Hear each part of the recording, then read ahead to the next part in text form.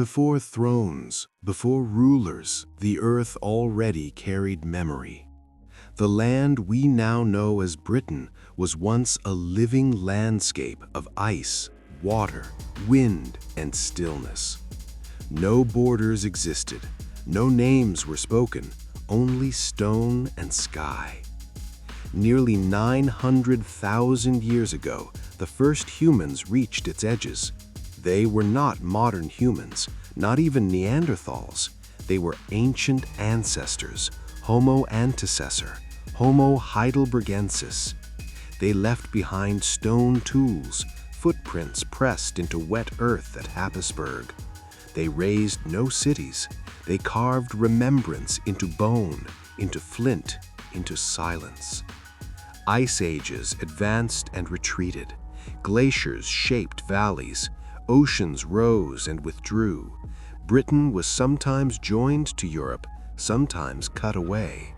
A vast land bridge, Doggerland, linked it to the continent.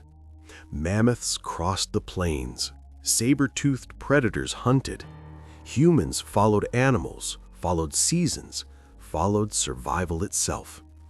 They lived as hunter-gatherers, Mesolithic travelers. They shaped spears from antler.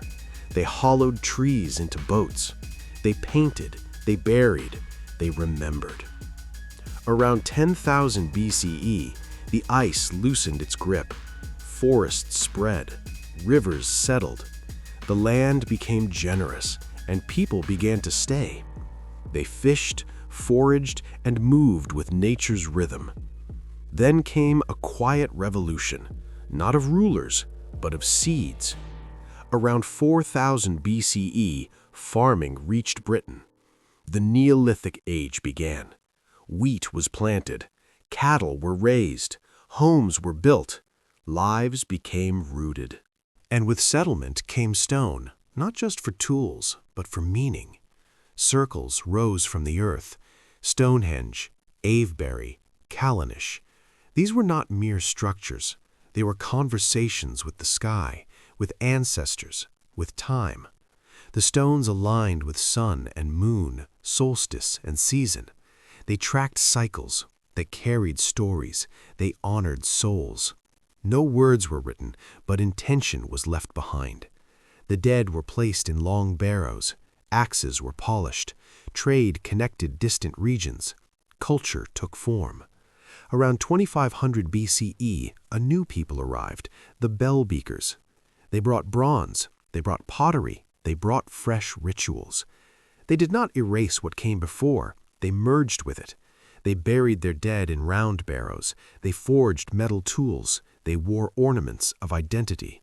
Genetics reveals a deep transformation. Britain's population shifted dramatically, but memory endured. The Bronze Age thrived, trade expanded, Cornish tin, Welsh gold, Baltic amber. Britain was no longer distant, it was connected. But connection brings power, and conflict, and questions of identity. Hill forts appeared, tribes formed, warriors emerged. Yet for now, we stay with the earth, with soil, shadow, and standing stone. This is part one. Not the birth of empire, not the rise of kings, but the beginning of memory.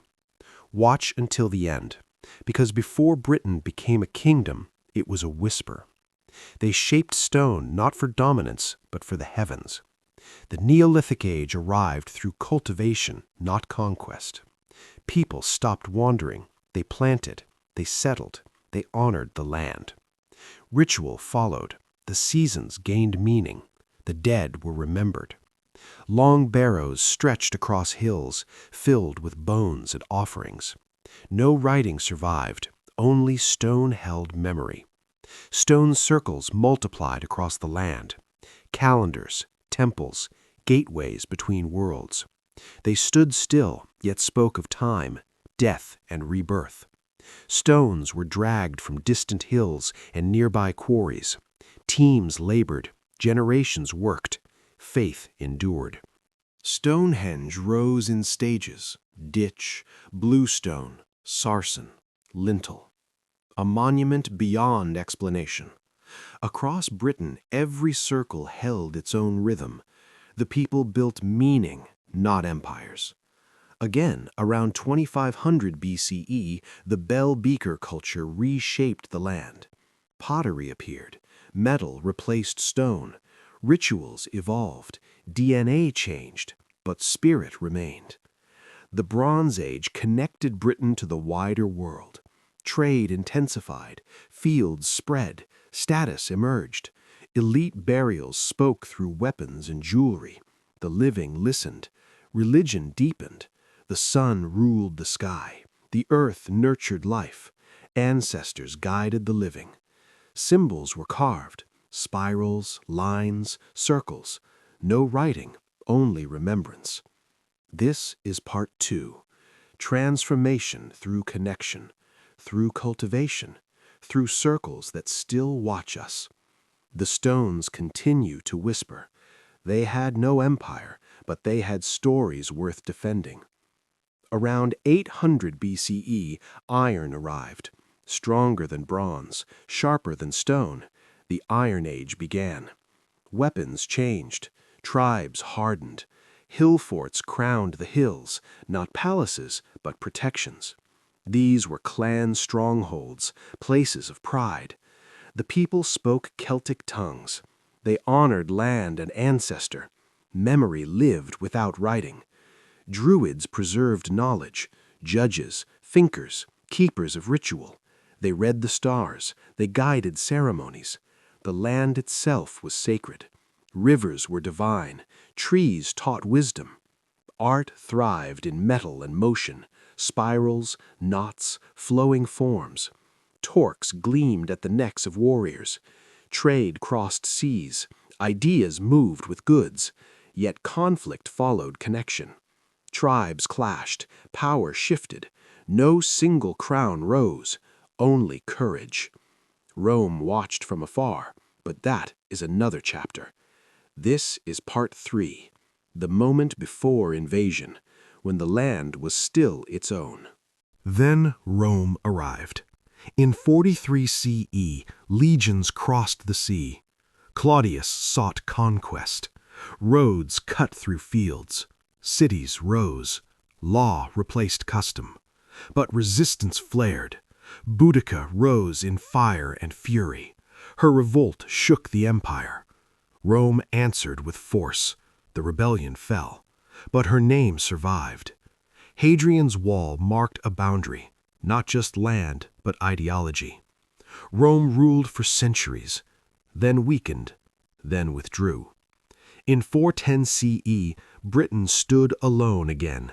The roads stayed, the towns faded, the mist returned. This is part 4, the collision of empire and memory. Rome brought order, but the land remembered silence. The legions left, the soil remembered everything.